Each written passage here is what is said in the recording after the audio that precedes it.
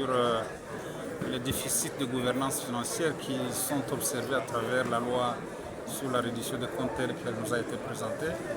Vous aurez constaté que de manière systématique, le gouvernement n'a pas du tout respecté la chaîne de la dépense, que de manière systématique, les budgets n'ont pas été exécutés de manière satisfaisante tant en recettes qu'en dépenses.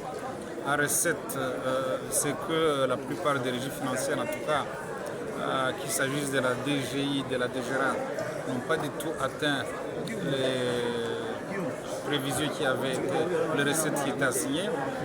La DGDA elle-même, qui aurait atteint ses prévisions à raison de ça 1%, nous avons pu démontrer qu'en fait, c'est des recettes qui restent encore bien inférieures au potentiel de mobilisation des recettes de la douane.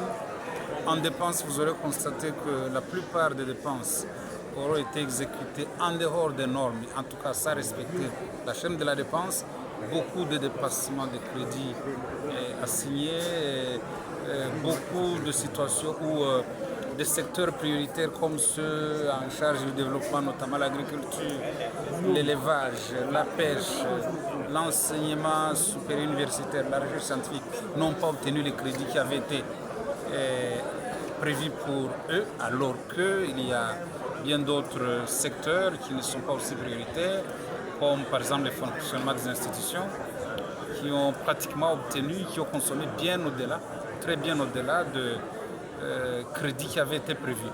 Bref, de manière générale, on constate qu'il y a un problème sérieux de gouvernance financière, un problème sérieux de fiabilité des données qui nous ont été présentées et donc finalement de sincérité des comptes qui nous ont été présentés.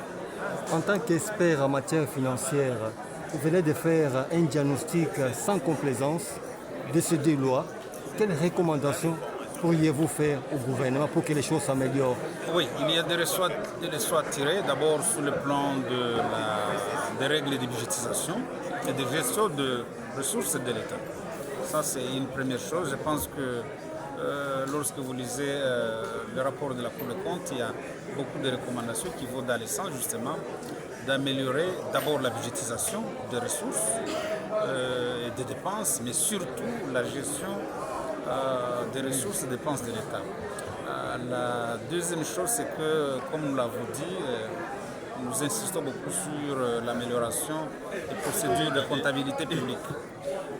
Il faut, notamment en matière de comptes spéciaux, s'assurer que les recettes de comptes spéciaux, les ressources de comptes spéciaux sont effectivement retracées correctement et que les soldes de gestion sont reportés pour les exercices qui suivent parce que cela est conforme aux dispositions de l'article 61 de la LOFIP.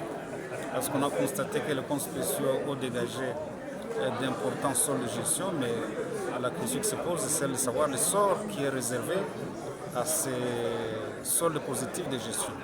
Et donc, il y a toute une série de recommandations. Il faut lire le rapport de la Cour des comptes pour les intérioriser. Ce sur quoi nous devons insister de manière générale, c'est pour le gouvernement d'améliorer les mécanismes de budgétisation et surtout les mécanismes de gestion du budget de l'État, de manière donc générale d'améliorer la gouvernance des ressources publiques. Merci, Omar.